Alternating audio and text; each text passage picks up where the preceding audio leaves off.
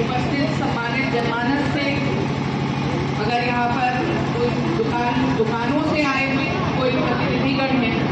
उनसे भी यही चाहूँगी कि इस अतिक्रमण को मुक्त करने में हम लोगों का सहयोग करिए। देखिए, कभी भी हम लोग कोई चीज़ों को जब एनफोर्समेंट लागू करते हैं तो तोड़ फोड़ करने में किसी को भी बहुत प्रसन्नता नहीं होती है, लेकिन एक अनुशासन को विकसित करने के लिए, अतिक्रमण मुक्त रखने के लिए हमारी चौड़ी सड़कें जो हैं, कोई यातायात प्रबंधन में वहाँ कोई अड़चन ना बने, ये सारी चीज़ों को एक अच्छी उचित प्रणाली, सिस्टमैटिक प्रणाली लागू करने के लिए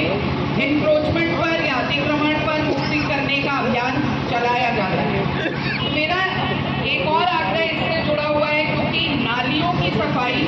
जहाँ जल पलावन जगह जगह हो जाता है, तो भी कारण बनता है कि हमारी नालियाँ जो हैं उस पर तरह तरह से उसको पटा लिया गया है या उस पर अतिक्रमण कर दिया गया है, तो जल का जो निकासी है वो अच्छी स्थिति में, उचित स्थिति में नहीं आ पाता। हम सब देखते हैं कि जब वर्षा ऋतु आने वाली होती है तो उसी समय से उस समय पर गली झाड़ सफाई पर ध्यान केंद्रित होता है, लेकिन ये नागरिक संगम आयोजन के पीछे जो उत्पत्ति है, तो विशेष रूप से जो इसके पीछे का भाव है वो यही है कि कोई भी जो कार्य है उसकी निरंतरता बनाने के लिए हम सब संकल्पित हैं। 2025 का प्रथम माह जनवरी का माह, और ये कार्यक्रम हम लोगों ने शुरुआत पहले महीने से इसलिए की कि हमें वेट नहीं करना है कि वर्षा ऋतु में हमारी जाकर के नालियाँ सफाई होंगी,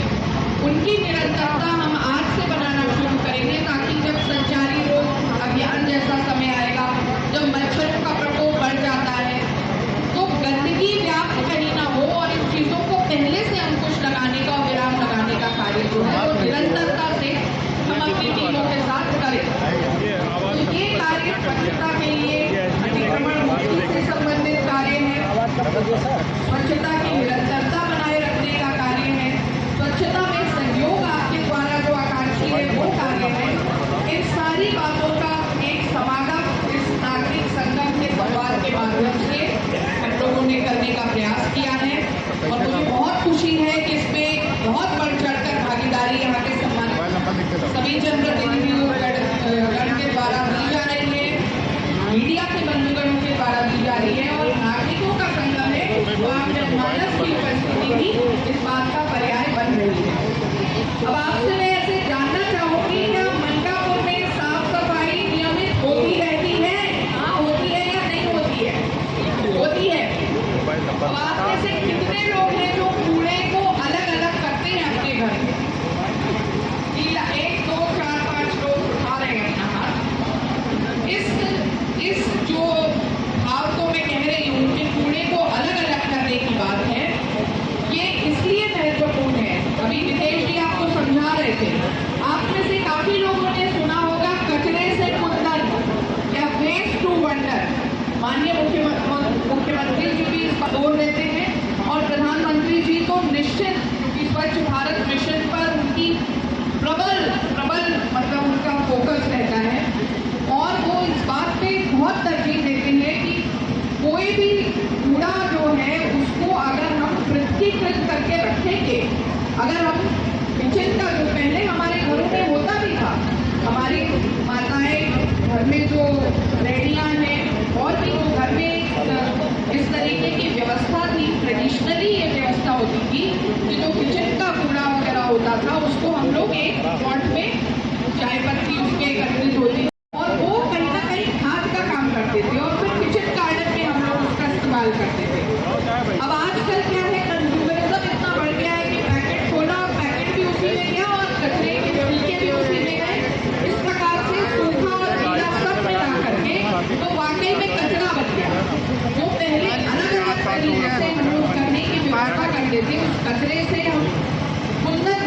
क्या है, कुंदन एक मेटाफर है। कुंदन हम एक एग्जाम्पल, उदाहरण के रूप में इस्तेमाल कर रहे हैं कि कोई एक ऐसी चीज बनती है जिससे हम बेहतर स्थिति में और चीजों में यूज कर सकें, रिसाइकल कर सकें या उसको खाद के रूप में उपयोग कर सकें। इसी प्रकार से प्लास्टिक वेस्ट के लिए जो अभी बता रहे थे, वो प्लास्टिक वेस्ट आपकी MRF यूनिट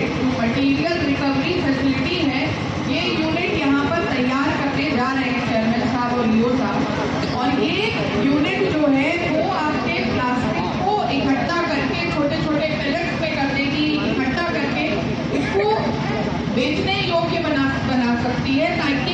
रिसाइकलर्स जो है वो एमआरएफ को यहाँ से जो मटेरियल रिकवरी फैसिलिटी में जो प्लास्टिक बना है उसको खरीदे और इससे कुछ आय का स्रोत नगर पालिका या नगर पंचायत को भी बने। तो ये व्यवस्था कायम करने का प्रयास बहुत बड़े तौर पर चल रहा है और इस व्यवस्था में हर जनमानस को सहयोग करने की अपेक्षा है। आज यहाँ पर बहुत तरीके की समस्याएं आप लोगों के द्वारा इंगित की गई। इनमें से कुछ प्रमुख रूप से जो अतिक्रमण का एक मैं उदाहरण ही मानूंगी, जो मुझे बताया गया कि क्रॉसिंग से लेकर के बाजार जो पुराने कुछ पोल्स लगे हुए हैं, जो इलेक्ट्रिक पोल थे पुराने, जो गल गए हैं, क्षतिग्रस्त हो गए हैं, जिनमें कहीं एक्सीडेंट प्रोन भी कहा जा सकता है, टेढ़े मेढ़े हो गए हैं। अभी एक आए हुए